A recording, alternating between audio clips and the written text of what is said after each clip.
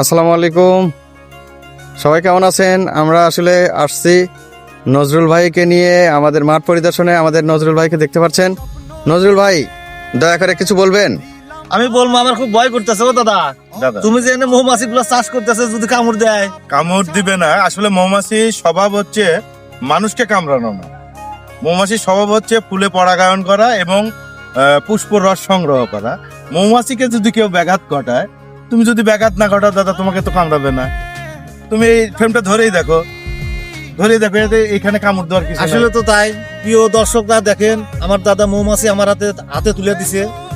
তো আজকে আসলে আমাদের এলাকার, আমার নিজের গ্রামের আমার বড় ভাই, আমাদের দাদা, তো ইনশাল্লাহ শিশির দাদা, তো শিশির দাদার জন্য দোয়া করবেন, যাতে আপনাদের জন্য প্রাকৃতিক মধুগুলা সংগ্রহ করে আপনাদের মধ্যে যাতে বিলিয়ে দিতে পারে, আপনাদের কাছে পৌঁছাইতে পারে, সেই দোয়াগুলা করবেন।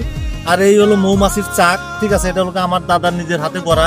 সবাই আমার দাদার জন্য দোয়া করবেন। আর এটা হলো আমাদের শিশির দাদার খামার, অনেকগুলো বক্স আছে, অনেক রানী মৌমাছি থেকে শুরু করে টোটাল মৌমাছি এখানে সংগ্রহ আছে। তো সবাই দোয়া করবেন আমার শিশির দাদার জন্য।